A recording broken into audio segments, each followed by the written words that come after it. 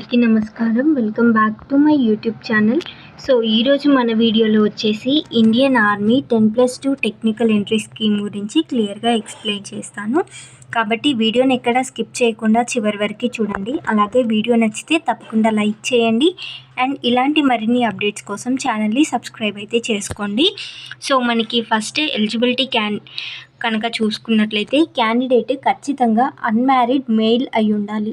So marriage కాని candidates మాత్రమే ఇది అప్లై చేసుకోవడానికి ఎలిజిబుల్ అండి.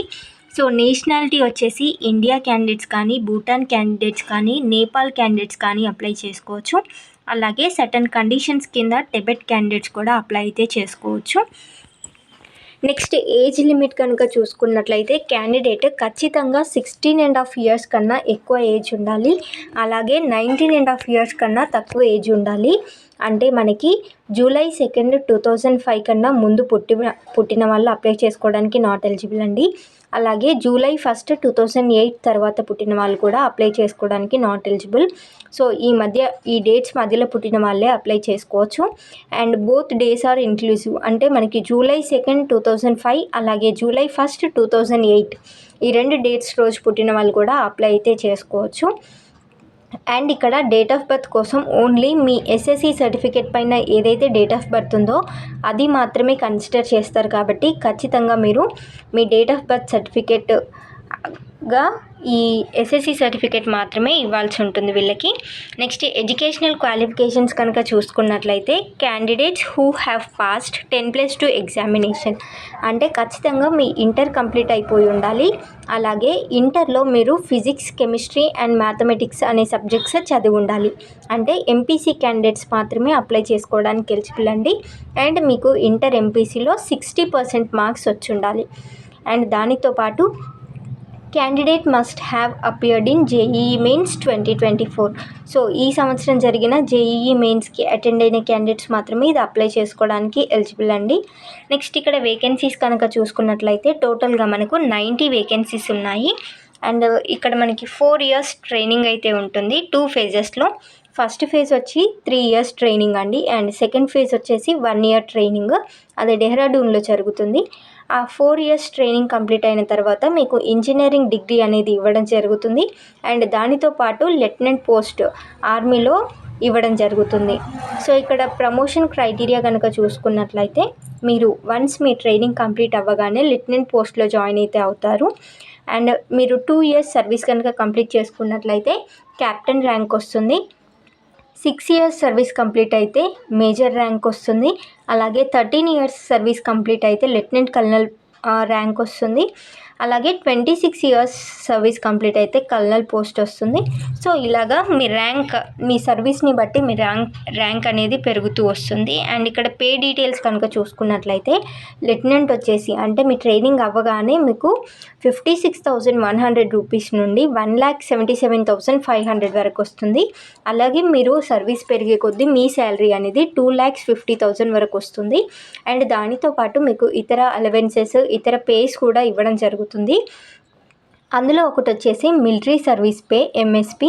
సో ఇది మనకి లెఫ్టినెంట్ పోస్ట్ నుండి బ్రిగేడార్ పోస్ట్ వరకు ఇవ్వడం జరుగుతుంది. 15,500 per month అయితే ఇస్తారు. అండ్ దానితో పాటు fixed stipend per cadet training. So మీకు ఇది 4 years ట్రైనింగ్ అని చెప్పాను కదా, మీకు 3 years ట్రైనింగ్ కంప్లీట్ అవ్వగానే 4th year నుండి 56,100 రూపీస్ per month అయితే ఇవ్వడం జరుగుతుంది. అండ్ నెక్స్ట్ దానితో పాటు ఇతర అలవెన్సెస్ కూడా మనకి ఇస్తారు. డిఏ ఇస్తారు. అలాగే kit maintenance allowance 20,000 per month ఇవ్వడం జరుగుతుంది.